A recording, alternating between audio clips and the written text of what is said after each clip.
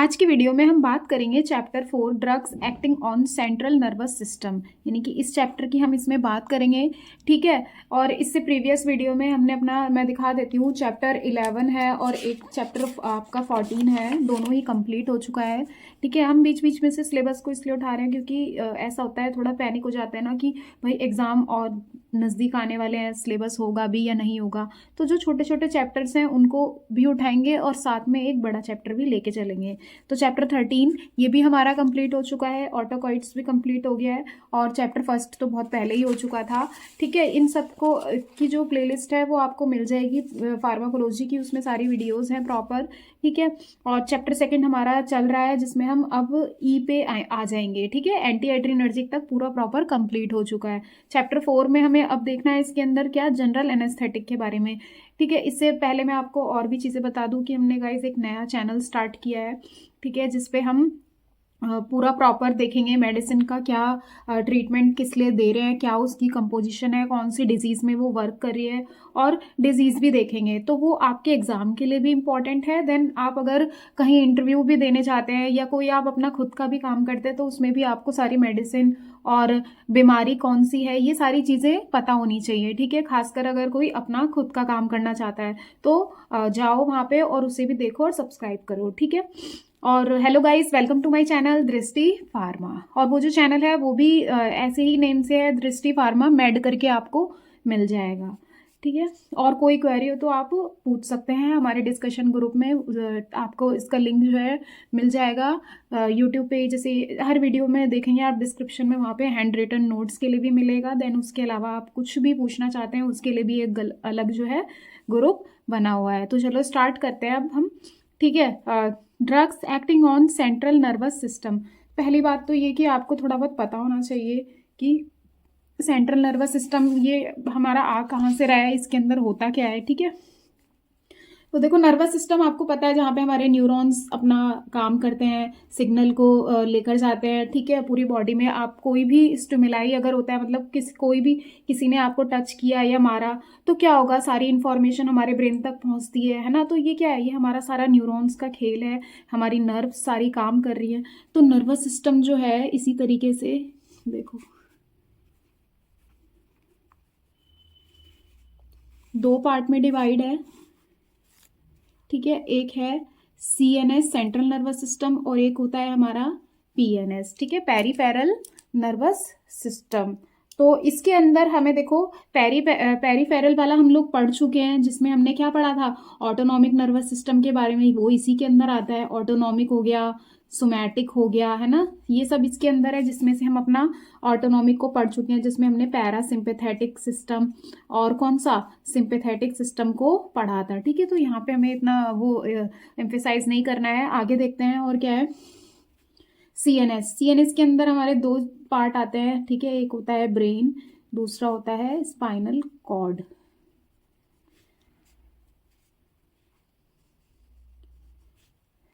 ठीक है।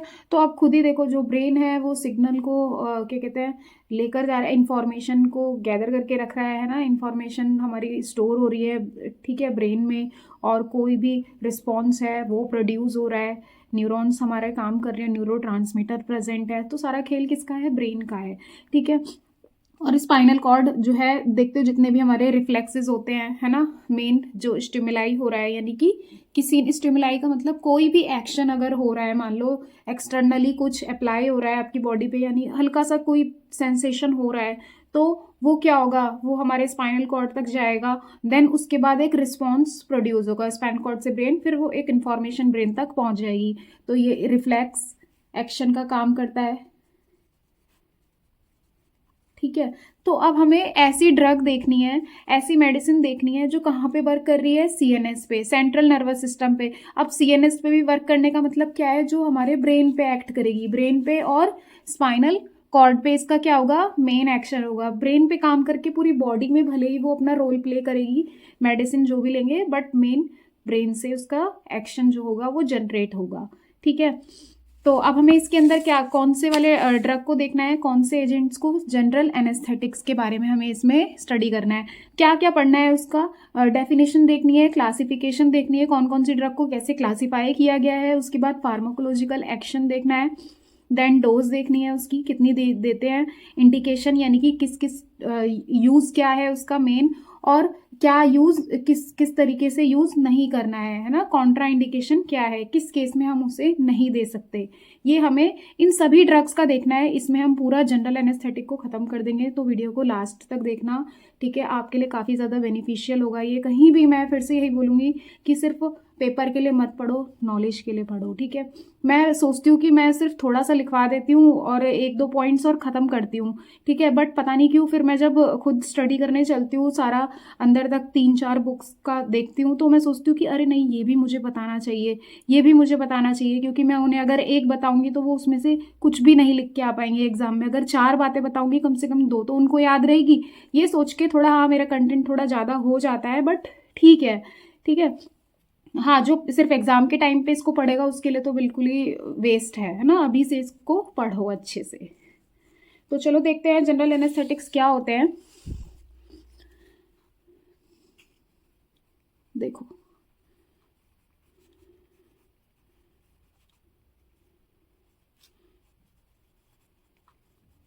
General anaesthetics. Anaesthetic, सबसे पहले आपको एनेस्थेटिक का मतलब पता होना चाहिए।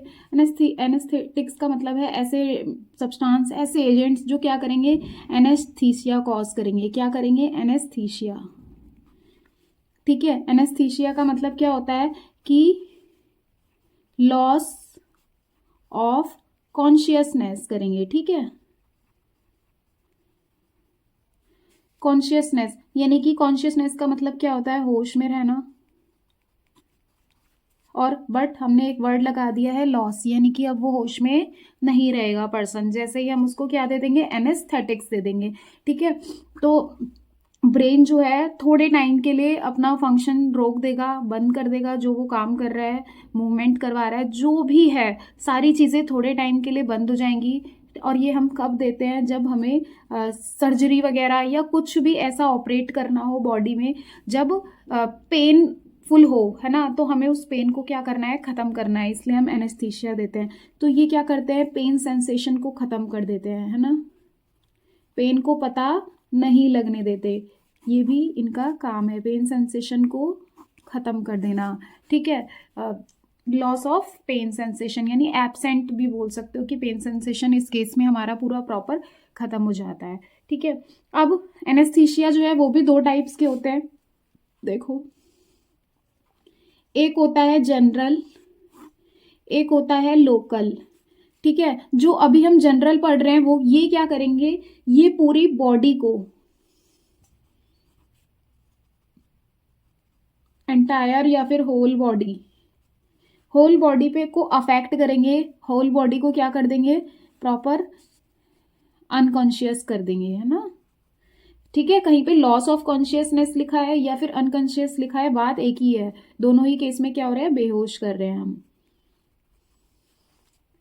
ठीक है। अनकॉन्शियस कर दिया पूरी बॉडी। और यहाँ पे क्या होता है, यहाँ पे हम कॉन्शियसनेस ही होता है, यहाँ पे पेशेंट को होश रहता है, इस केस में कॉन्शियस है पेशेंट, पूरा अवेयरनेस है, अवेयर है वो, अच्छे से उसे पता है क्या हो रहा है, ठीक है। बट इस केस में जो हम एनेस्थीसिया देते हैं वो एक पर्टिकुलर ऑर्गन पे या पर्टिकुलर रीजन पे, पर्टिकुलर या फिर हम बोल सकते हैं स्पेसिफिक एरिया पे ही अपना एक्शन शो करेंगे, उस एरिया को ही क्या करेंगे, सुन्न कर देंगे, है ना।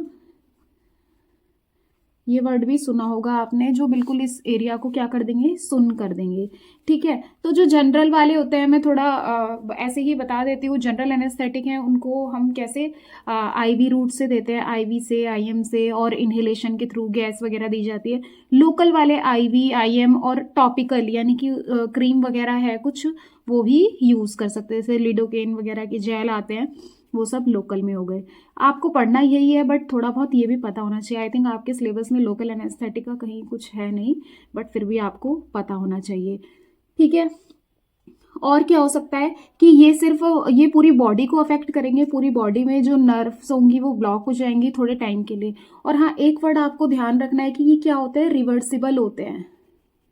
अभी आप देखोगे जहां मैं पढ़ाऊंगी, रिवर्सिबल का मतलब है कुछ ऐसे, ठीक है, यानी कि वो थोड़ी देर के लिए अनकॉन्शियस है पेशेंट, बेहोश है, फिर वो नॉर्मल भी हो जाएगा, ठीक है, बदल जाएगा फिर से, तो रिवर्स कर जाएगा। ऐसी हमारे जनरल एनेस्थेटिक जो हम देंगे उनकी प्रॉपर्टी में ये होना चाहिए, ठीक है। फिर उसके बाद और क्या हम इसमें देख सकते हैं कि ड्यूरेशन अगर हम देखें कि कितने टाइम तक बॉडी में रहेगा, तो जो जनरल एनेस्थेटिक है वो हम उसकी ड्यूरेशन लॉन्ग होती है। क्यों? क्योंकि हम उसे मेजर सर्जरी के लिए यूज़ करते हैं, जैसे कोई ब्रेन की सर्जरी हो गई या हार्ट की या किसी एब्डोमेन की, पेट की, तो उस केस में हमें थोड़ा लंबे समय तक पूरी सर्जरी चलती है, ऑपरेशन लंबे समय तक होता है, तो उस केस में हम जनरल एनेस्थेटिक्स को देते हैं, ठीक है। लोकल वाले क्या होंगे, जैसे बर्न है, बर्न के केस में हो गया है ना, कहीं सिर्फ एक हड्डी में लग गई है थोड़ी बहुत, तो वहाँ पे अगर कोई सर्जरी करनी है, ठीक है। ओपीडी के पेशेंट को ज़्यादातर लोकल एनेस्थेटिक्स दिए जाते हैं, ठीक। आउट पेशेंट जो सिर्फ थोड़े टाइम के लिए आए हैं हॉस्पिटल में, अपना इलाज करा के चले जाएंगे, ठीक है, ये हो गया। और हम क्या कर सकते हैं, जो जनरल एनेस्थेटिक है उनको बड़े ध्यान से करना होता है, स्किल्ड इसमें चाहिए होते हैं पर्सन्स, ठीक है, जिन जो अच्छे से ट्रेंड हो। सर्जरी से पहले भी ध्यान रखना होता है जब एनेस्थीसिया दिया है, और आफ्टर सर्जरी भी, और ड्यूरिंग सर्जरी भी सारी चीज़ें देखनी होती है, मॉनिटर करनी होती है, बॉडी में कितना है एनेस्थीसिया, कितना नहीं है, ये सारी चीज़ें पता होनी चाहिए। लोकल में ऐसा कुछ नहीं है, मिनिमल मॉनिटरिंग उसके लिए उस केस में करनी होती है। अब रिकवरी टाइम जो होता है, आप देखो लोकल थोड़े टाइम के लिए दिया है तो रिकवरी भी, यानी कि वो रिवर्सिबल दोबारा से कॉन्शियस पेशेंट हो जाएगा। जनरल में थोड़ा टाइम लग जाता है, लॉन्गर रिकवरी पीरियड होता है। क्यों? क्योंकि पोस्ट ऑपरेटिव केयर भी चाहिए होती है, ऑपरेशन के बाद भी थोड़े टाइम के लिए केयर होता है ना, कि ऑपरेशन थिएटर में, ओटी में टाइम लगता है, इसीलिए लगता है, ठीक है। क्यों? क्योंकि जनरल एनेस्थीसिया पेशेंट को दिया हुआ है। और जनरल एनेस्थेटिक्स जो होते हैं ये कॉस्टली होते हैं, एक्सपेंसिव होते हैं काफ़ी, ठीक है, as compare to local anaesthetic. तो ये सब आपको पता होना चाहिए। अब हम देखेंगे इसके अंदर कि जनरल एनेस्थेटिक हमारे काम किस तरीके से कर रहे हैं। अगर ये नर्व्स को कर रहे हैं ब्लॉक, है ना, न्यूरॉन्स का ट्रांसमिशन नहीं होने दे रहे, तो किस वजह से ये हो रहा है, तो हमें इसके अंदर, यानी वो किसके अंदर आता है, फार्माकोलॉजिकल एक्शन के अंदर, ठीक है। एक स्टोरी की तरह सुना करो जो आपके लिए थोड़ा और अच्छे से आपको इजी रहेगा। तो देखो अभी आप टाइम नहीं लगेगा यहाँ पे, इसको समझने में जल्दी ये कवर हो जाएगा।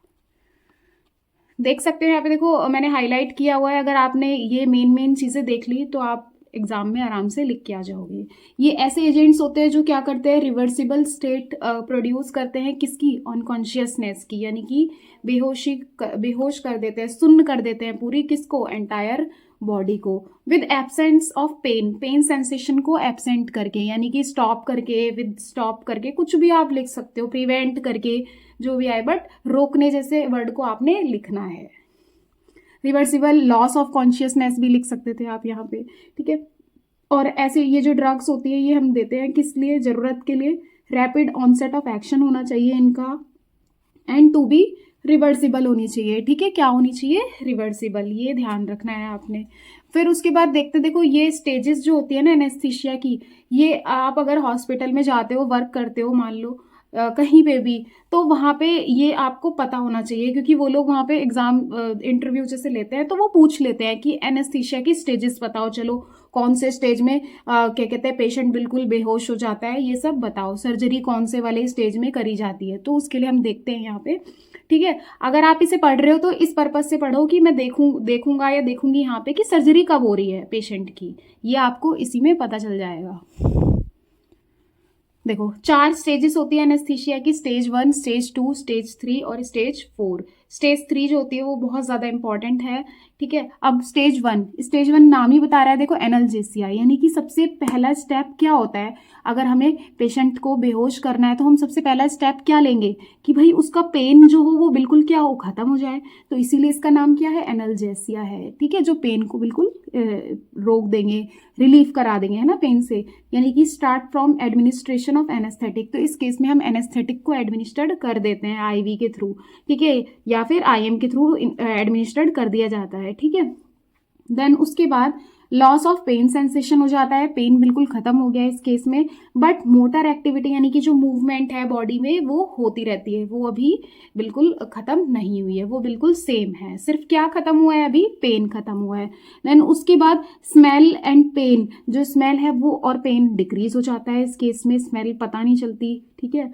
स्पीच डिफिकल्टी है ना, डिफिकल्टी इन स्पीच, बोलने में क्या होता है, दिक्कत आती है, ठीक। उसके बाद स्टेज 2 है, वो क्या है देखो, एक्साइटमेंट, एक्साइटमेंट या डेलीरियम भी बोलते हैं इसको। अब ये और ज्यादा एक्सटेंड हो गई है ना, prolong the loss of consciousness, ठीक है, बेहोश है काफी लंबे पीरियड तक, तो वो एक्साइटमेंट वाली स्टेज हो जाती है। इस केस में क्या होता है, अब नाम बता रहा है एक्साइटमेंट, तो यहाँ पे क्या होता है, ऑटोनॉमिक एक्टिविटी जितनी भी है हमारी, यानी कि सिक्रीशंस हो गए, हार्ट बीट हो गई, ये सब बढ़ जाती है इस केस में, ठीक है हमारा है। और जो मसल है, मसल में मूवमेंट बढ़ेगी, मूवमेंट जितनी ज़्यादा बढ़ेगी कॉन्ट्रैक्शन बढ़ेगा एक्साइटमेंट वाले स्टेज में। जैसे ही एनेस्थेसिया दिया उसके बाद हमने ये एक्टिविटी हमें देखने को मिलती है। आपने देखा ही होगा कि किसी को जैसे किडनैप करने के लिए भी अगर तुरंत एनेस्थीसिया दे रहे हैं तो वो कुछ सेकंड तक क्या होता है, एकदम बॉडी मूवमेंट बहुत ज़्यादा हो जाती है, फिर अचानक से स्लो हो जाती है, ठीक है। तो जो अचानक से बढ़ रही है ना मूवमेंट, वो स्टेज 2 है उसकी अभी, कि वो प्रॉपर अभी कॉन्शियसनेस नहीं हुआ है, ठीक है, अनकॉन्शियस नहीं हुआ है, इंक्रीज हो गई। डायलेशन ऑफ पिपल, पिपल आँख की जो पुतली है वो बिल्कुल खुल जाती है इस केस में। इरेगुलर ब्रीदिंग है, सांस भी अच्छे से नहीं ले पाता है, वोमिटिंग भी हो जाती है। इसमें पेशेंट दिखाई देता है बिल्कुल एक्साइटेड और बिल्कुल स्ट्रगल कर रहा होता है वो इस टाइम पे बेहोश होने के लिए, ठीक है, ये आपने ध्यान रखना है। स्टेज 1 स्टार्टिंग है, देन स्टेज 2 एक्साइटमेंट या डिलीरियम वाली स्टेट है, फिर उसके बाद स्टेज 3 देखते हैं, सर्जिकल एनेस्थीसिया। ये है अब मेन इंपॉर्टेंट स्टेज 3 सर्जिकल, यानी कि अब जो एनेस्थीसिया दिया है हमने, अब यहाँ पे सर्जरी परफॉर्म करी जाएगी। इसको सर्जरी को भी परफॉर्म करने के लिए देखो इसमें 4 प्लेन आते हैं, सब डिवाइड किया हुआ है इसको किस तरीके से, वो देखो प्लेन 1, प्लेन 2, प्लेन 3, प्लेन 4। अगर आपको ये प्लेन याद नहीं होते हैं, आप नॉर्मल ये जो इस फेज के अंदर हो रहा है वो लिख के आ जाओ, वो भी बहुत है, ठीक है। तो अब जो रेस्पिरेशन इंक्रीज हुई थी है ना शैलो, अब वो क्या होगी, धीरे धीरे डिक्रीज होने लग जाएगी। शैलो यानी वो अब सीवियर होने की कंडीशन में है ना, यानी अब डिक्रीज होने लग जाएगी, बढ़ी हुई रेस्पिरेशन अब डिक्रीज हो जाएगी, ठीक है। और रैपिड अंटिल पैरालिसिस, पहले बढ़ी हुई है और फिर देन उसके बाद पैरालिसिस तक बढ़ी रहेगी, फिर एकदम से रेस्पिरेटरी फेलियर हो जाएगा, यानी कि सांस भी नहीं ले पाएगा उस टाइम पे पेशेंट, ठीक है। हल्की फुल्की सांसें तो चलती रहती है ना। देन उसके बाद क्या है, प्लेन 2, प्लेन 2 में क्या होता है, कंजक्टिवल रिफ्लेक्स लॉस्ट, यानी जो हमारी आई है, आई में कंजक्टिवा है, वो उसका जो रिफ्लेक्स है यानी कुछ देख रहे हैं, वो सब क्या होगा, खत्म हो जाएगा उस टाइम पे, क्योंकि अभी हमने देखा स्टेज 2 में पिपल पूरा क्या हो गया है, डायलेट हो गया है ना। और इस केस में पिपल क्या हो रहा है कि कंजक्टिवल रिफ्लेक्स खत्म होता है, फिर उसके बाद पिपल यहाँ पे कंस्ट्रिक्ट हो जाता है, आँख की पुतली पहले छोटी होगी, फिर लाइट के लिए जो रिएक्शन होगी यानी वो लाइट की तरफ देखेगा, वो भी बिल्कुल खत्म। देन उसके बाद फिर से आँख की पुतली डायलेट हो जाएगी, ठीक है। प्लेन 2 में हमारा ये हो रहा है। आप देखोगे जो भी कोलोजी के जो एक्सपेरिमेंट होते हैं रैबिट पे है ना, रैबिट की आई पे कुछ भी इफेक्ट या फिर एनेस्थीसिया दे रहे हैं, कुछ परफॉर्म कर रहे हैं, तो देख रहे हो ना कैसे वो पूरा तड़प के पूरा बेहोश हो जाता है ना। रैबिट हो गया और हमारा माइस हो गया इसके केस में, ठीक है। और प्लेन 2 में और क्या होता है, लेरिंगियल रिफ्लेक्स लॉस्ट, यानी लैरिंग्स होता है ना हमारा ये पूरा नेक वाला एरिया, वॉइस बॉक्स है तो लैरिंग है, ये भी हमारा यहाँ का जो रिफ्लेक्स है बोलना, यानी अब स्पीच में डिफिकल्टी और ज़्यादा बढ़ जाएगी, बोल ही नहीं पाएगा पेशेंट, ठीक है, धीरे धीरे सारी चीज़ें खत्म होने लग जाएंगी। तो ये हो गया प्लेन 2। प्लेन 2 आपने ध्यान रखना है, कंजक्टिवल रिफ्लेक्स खत्म, people construct, then people dilate हो गई है, देन लेरिंजियल रिफ्लेक्स भी खत्म हो गया है। रिफ्लेक्स का मतलब कुछ नहीं होता, जो भी आप कोई भी एक्शन हो रहा है ना, तो उसके लिए जो आप सेंस कर पाते हो वही क्या होता है, एक रिफ्लेक्स होता है। कोई भी टच, कोई भी सेंसेशन है वो आप फील कर पा रहे हो, देन वो एक रिफ्लेक्स होता है। ये सब क्या होगा, हमारा लॉस्ट हो जाएगा। फिर प्लेन 3 में क्या होता है, डिक्रीज हो जाती है मसल टोन, मसल की जो कॉन्ट्रैक्शन थी, मूवमेंट थी, यानी अब मसल्स क्या हो जाएंगी, रिलैक्स हो जाएंगी। बॉडी टेम्परेचर भी डिक्रीज हो जाएगा, बॉडी टेम्परेचर डिक्रीज होगा तो स्किन ठंडी पड़ जाएगी, है ना, और वेट हो जाएगी, स्किन में मॉइस्चर बन जाएगा बहुत ज़्यादा, और पेल हो जाएगी, ठीक है, पीली पड़ जाएगी स्किन। ये सारी चीज़ें आपको देखने को मिलेंगी। और प्लेन 4 में क्या होगा, ब्लड प्रेशर भी डिक्रीज, पल्स रेट भी डिक्रीज, है ना, पल्स भी जो चल रही होती है ना वो भी कम, हार्ट बीट भी डिक्रीज या वीक हो जाती है इस केस में।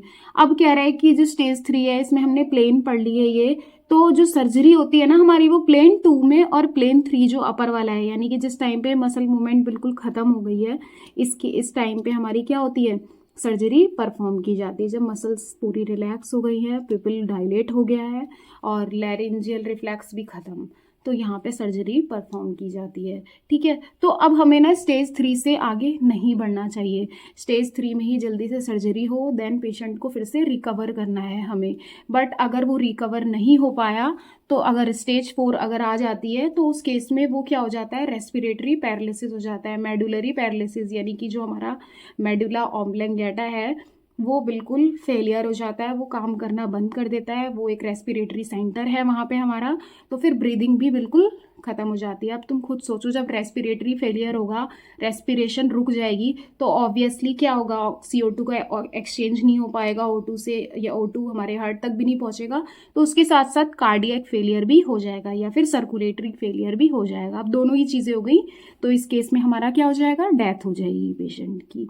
ठीक है, तो वही यहाँ पे लिखा हुआ है, टॉक्सिक स्टेज है, ओवरडोज हो गई है, एनेस्थीसिया को मॉनिटर नहीं कर पाए अच्छे से, ठीक है, रेस्पिरेटरी अरेस्ट हो गया है, वेजोमोटर यानी कि जो हमारा ब्लड का जो फ्लो है वो भी कोलैप्स हो गया है, पूरा एक दूसरे में मिक्स होके, मतलब अच्छे से नहीं हो पा रहा है, ठीक है, मूवमेंट नहीं हो पा रही है ना, फ्लो नहीं हो पा रहा है, तो तभी किस केस में डेथ हो जाएगी इस केस में पेशेंट की। और हम अगर जल्दी से अगर हमें रिवर्स करना है इस स्टेज को, ऐसा भी होता है कि हम वापस स्टेज में लेकर आ सकते हैं, तो इस केस में हम क्या करते हैं, आर्टिफिशियल रेस्पिरेशन को देते हैं पेशेंट को, ठीक है, ताकि रिवर्स हो सके ये वाली स्टेज।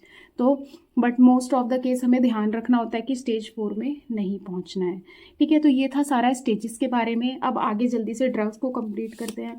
ये सिलेबस में नहीं है, अगर वैसे मुझे पहले कहना चाहिए, अगर आप एग्जाम में फिर से देखोगे वीडियो तो थोड़ा ये जो स्टेजेस हैं इनको स्किप करते हुए या फिर ऐसे ही पढ़ते हुए देख लेना, ठीक है, मेन चीज़ों पे पहुंच जाना। Classification of general anaesthetic, GA का मतलब क्या है, जनरल एनेस्थेटिक।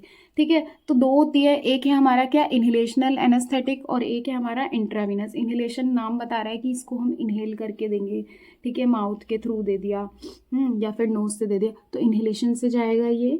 और इंट्रावीनस हमारा IV रूट से इंजेक्शन के थ्रू दे देंगे।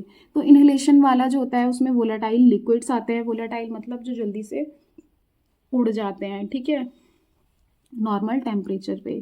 तो वोलेटाइल लिक्विड्स में हमारा ईथर हो गया, हेलोथेन है, एनफ्लूरेन है, आइसोफ्लूरेन है, डेसफ्लूरेन है, सीवोफ्लूरेन है, मेथॉक्सीफ्लूरेन है, ठीक है। और गैसेस में नाइट्रस ऑक्साइड है जिसको लाफिंग गैस भी बोला जाता है, N2O है। तो पहले ये जो हमारे है ना, हिस्ट्री की तरफ अगर हम चले पुराने टाइम पे, तो सिर्फ नाइट्रस ऑक्साइड का बहुत ज़्यादा यूज़ होता था बेहोश करने के लिए। उस टाइम पे ये सारे जो वोलेटाइल लिक्विड है ये सब नहीं थे, ठीक है, ना ही इंट्रावीनस वाले इतने होते थे। तो देखते हैं हम, ठीक है, ये जो देख रहे हो वोलेटाइल लिक्विड्स, इनके नाम देखो, सब में फ्लूरेन फ्लूरेन फ्लूरेन लगा हुआ है। तो और ये क्या है, हेलोइन है ना, ऐसे ध्यान रख लो, हेलोथेन इनफ्लूरेन हो जाएगा। फिर डेस, सीवो, आइसो, है ना, ऐसे करके कुछ बना लो निमोनिक्स, तो जिससे आपको याद हो जाए। मेथॉक्सी फ्लूरेन हो गया। निमोनिक्स के लिए हम अलग से भी पढ़ेंगे, क्लासिफिकेशन के लिए मैं करूँगी उसके लिए भी, बट पहले आप इसको कवर कर लो यहाँ पे। इंट्रावीनस एनेस्थेटिक्स में क्या आते हैं, थायोपेंटोन है, प्रोपोफॉल है, इटोमिडेट है, बेंजोडाइजेपिन, केटामीन्स आते हैं इसके अंदर। बेंजोडाइजेपिन में हमारा डाइजेपैम आ गया, मिडाजोलिम हो गया, है ना, ये सारी चीज़ें आती हैं ये वाली ड्रग्स। अब फार्माकोलॉजिकल एक्शन पे चलते हैं, मेन क्लासिफिकेशन भी मेन है। और हाँ देखो, इसको अगर जो ये वोलेटाइल लिक्विड है तो इनको हम नॉन वोलेटाइल एनेस्थेटिक्स भी बोलते हैं, किसको, इंट्रावीनस जो हम दे रहे हैं। फार्माकोलॉजिकल एक्शन में कि कोई स्पेसिफिक रिसेप्टर नहीं होता, जैसे आपने कोलिनर्जिक ड्रग्स पढ़े, एड्रिनर्जिक पढ़े, alpha receptor, beta receptor, muscarinic receptor है, यहाँ पे कोई स्पेसिफिक रिसेप्टर नहीं होता है, कि जो फिक्स हो कि हाँ भाई जनरल एनेस्थेटिक में ये काम करेगा। सिर्फ जनरल एनेस्थेटिक क्या करते हैं, वो इंक्रीज कर देते हैं सेंसिटिविटी को, किसकी, गाबा की। अब ये गाबा क्या है बताती हूँ मैं। देखो हमारे जो न्यूरो ट्रांसमीटर होते हैं ना, जो सिग्नल को पूरा ट्रांसमिट करते हुए चलते हैं न्यूरॉन्स में, वो हमारे क्या होते हैं, दो टाइप्स के होते हैं। कैसे होते हैं न्यूरो ट्रांसमीटर,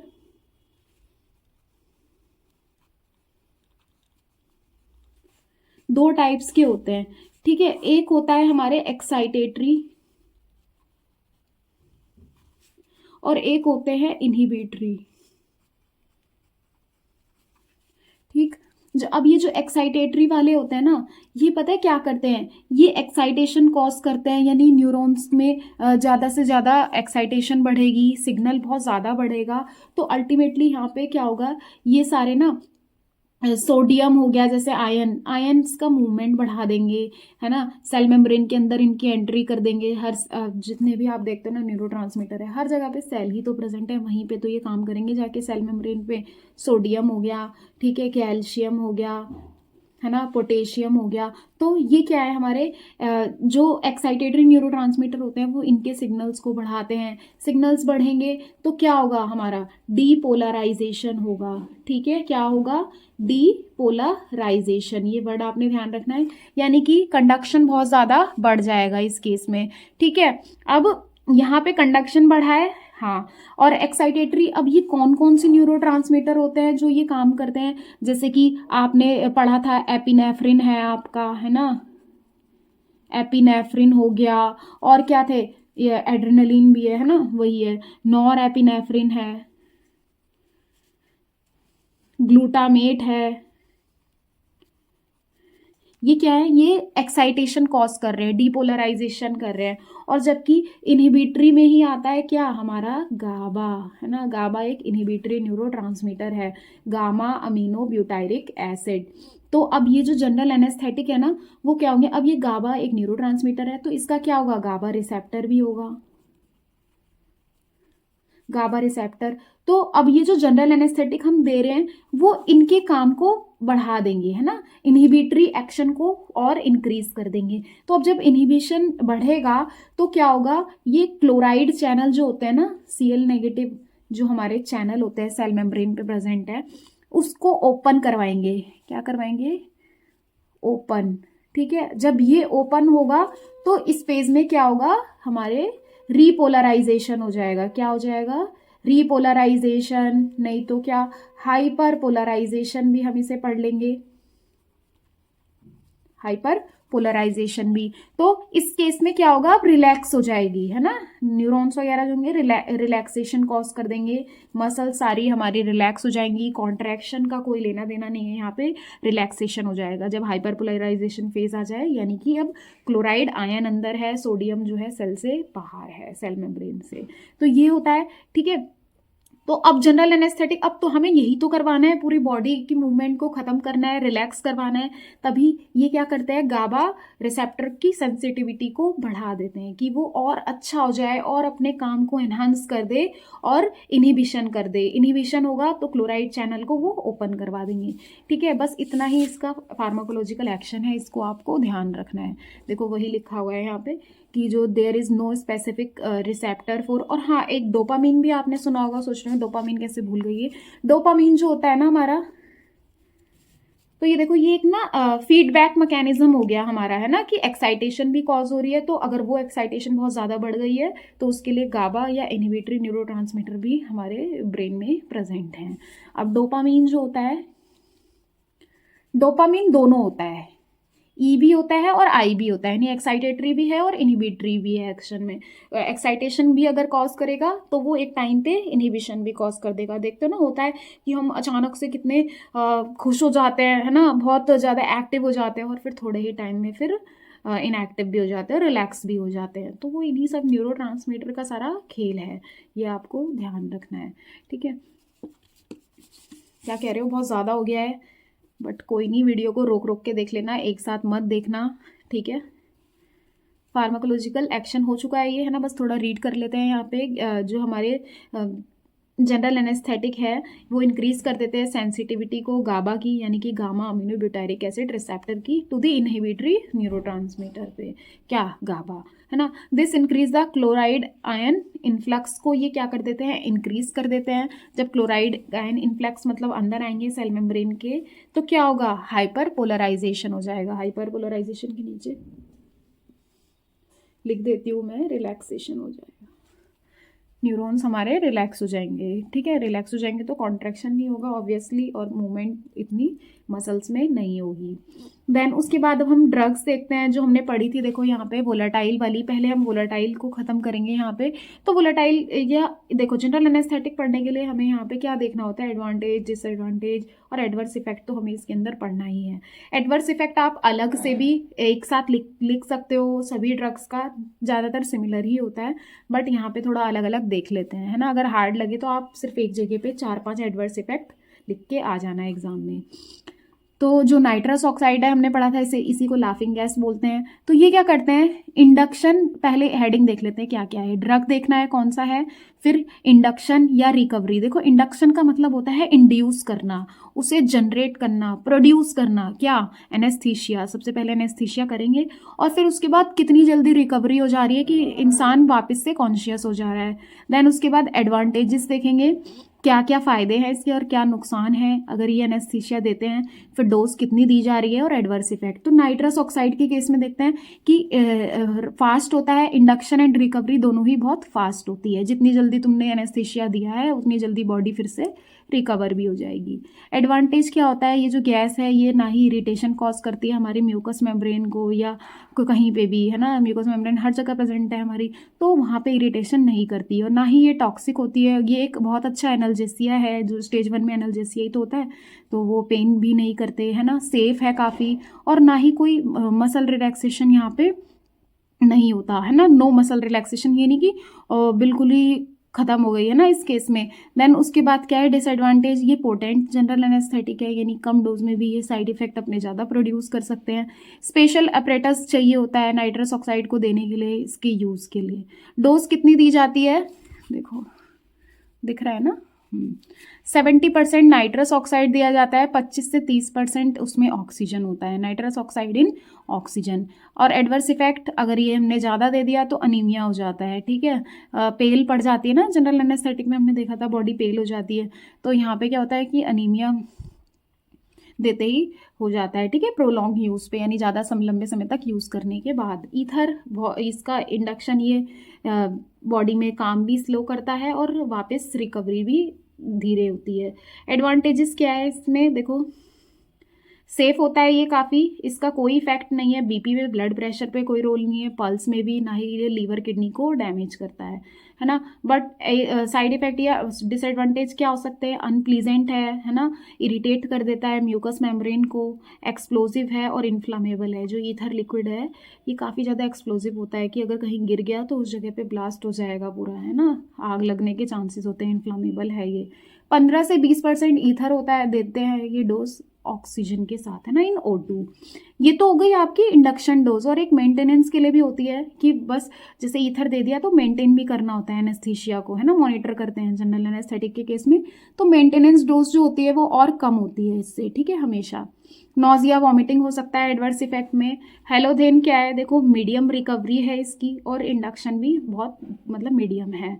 ये इन्फ्लामेबल नहीं है ना, ना ही ये जलेगा, ठीक, अगर कहीं पे गिर गया है, और ना ही इरिटेशन कॉज करेगा, रेस्पिरेटरी पैसेज में कोई दिक्कत नहीं आएगी इससे। स्केलेटल मसल रिलैक्सेंट प्रॉपर्टी होती है, मसल को रिलैक्स कर देता है, ठीक है। एडवर्स इफेक्ट क्या होता है इसका या disadvantage, CV, depression, cardiovascular depression करेगा तो हार्ट फेलियर भी हो सकता है, हाइपरटेंशन भी हो सकता है, ठीक है, कंजस्टिव हार्ट फेलियर भी। हिपैटिक डैमेज कर देता है, और जो रिकवरी होती है ना मेंटल फंक्शन यानी ब्रेन के काम करने की, वो डिले होती है इसमें, ठीक है, तभी तो देखो मीडियम है ये।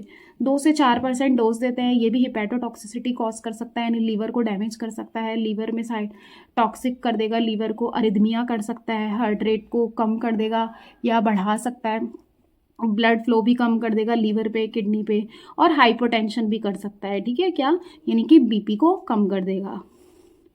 उसके बाद एनफ्लुरेन देखते हैं, मीडियम होता है इसकी रिकवरी और इंडक्शन, नॉन इरिटेटिंग, इन्फ्लामेबल है, ये नॉन इन्फ्लामेबल है, रिस्क ऑफ एपिलेप्सी। डिसएडवांटेज ये होता है एनफ्लुरेन का, ये एपिलेप्सी कॉज कर सकता है ना, यानी कि दौरे वौरे पड़ने के चांस इस केस में बढ़ जाते हैं।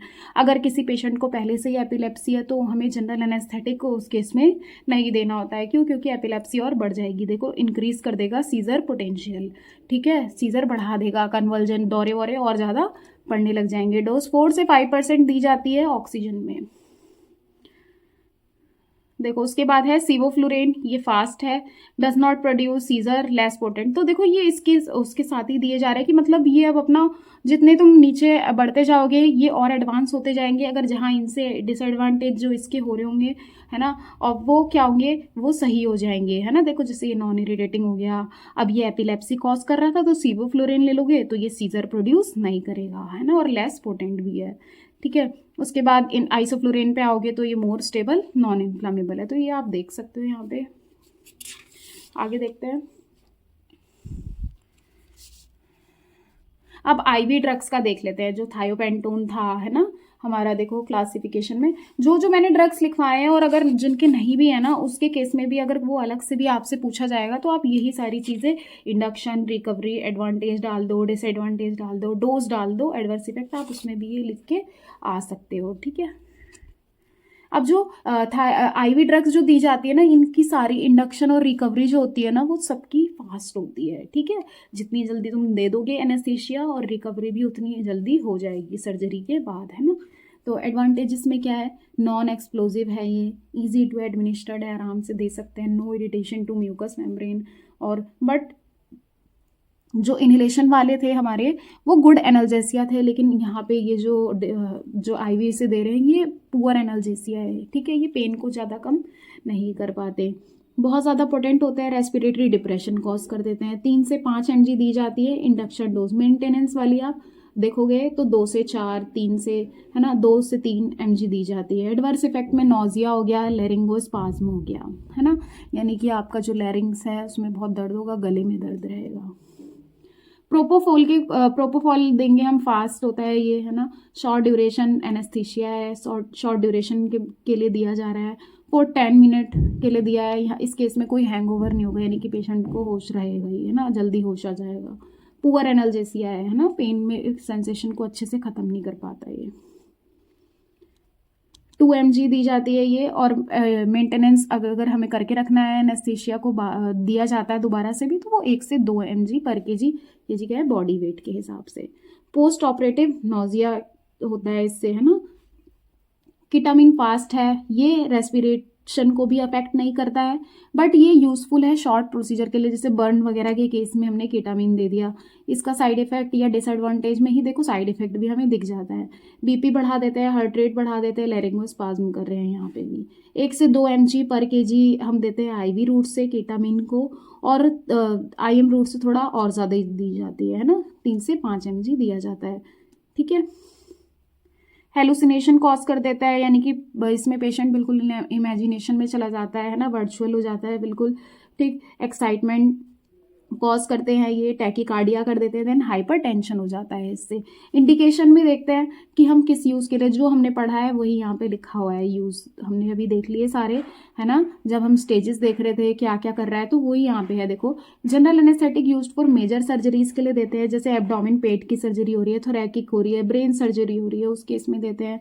जनरल एनेस्थेटिक हमारे नीडेड हमें ज़रूरत पड़ती है कब, जब प्रोसीजर काफ़ी ज़्यादा लेंदी है, कॉम्प्लेक्स है, क्यों, क्योंकि हमें पूरी होल बॉडी को एनेस्थेटाइज करना होता है ना।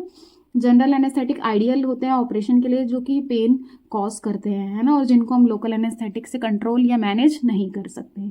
अनकोऑपरेटिव पेशेंट, यानी या तो बच्चे हो गए या बूढ़े हो गए, है ना, या मेंटली डिसेबल है ना, जो, तो उस केस में हम उन पेशेंट को हमें कोई मेडिसिन देनी है ना, या कोई ऑपरेशन करना है, ठीक है, तो अनकोऑपरेटिव पेशेंट में भी हम जनरल एनेस्थेटिक देते हैं। फिर उसके बाद कॉन्ट्रा इंडिकेशन कि हमें किस केस में नहीं देना है मेडिसिन को। अगर पेशेंट को पहले से ही हार्ट फेलियर की प्रॉब्लम है तब हमें नहीं देना है ये, क्योंकि ये मेडिसिन भी ऑलरेडी यही कॉज कर रही है ना। सीवियर रेस्पिरेटरी डिसऑर्डर है, किसी को सीओपीडी है, अस्थमा है, उस केस में हमें नहीं देना है। क्यों? क्योंकि ये मेडिसिन हमारी रेस्पिरेटरी पैरालाइज्ड कर देती है।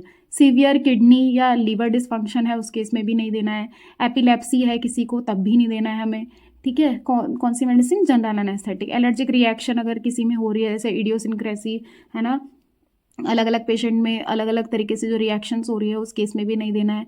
या किसी को ब्लीडिंग डिसऑर्डर है, क्योंकि ये सर्जिकल प्रोसीजर होता है तो ब्लीडिंग बहुत ज़्यादा हो गई है और ऑलरेडी किसी में ब्लीडिंग है, तो उस केस में हम इसे नहीं देना है, अवॉइड करना है जनरल एनेस्थेटिक को। तो ये था सारा आपका पूरा जनरल एनेस्थेटिक के बारे में। सो गाइज, अगर वीडियो कैसी लगी है आपको, आप बता सकते हो कमेंट सेक्शन में, और इसके नोट्स आपको टेलीग्राम के चैनल पे मिल जाएंगे। मैं फिर से बोलूँगी, जो सेकंड चैनल है वहाँ पे भी आपके लिए पूरी नॉलेज आपको वहाँ मिलेगी, फुल इन्फॉर्मेशन हर टॉपिक पे, डिजीज़ पे, मेडिसिन पे। ठीक है, आप वहाँ पे जाओ, सब्सक्राइब करो, और अगर आप न्यू हो तो यहाँ पे भी सब्सक्राइब करो। So thank you.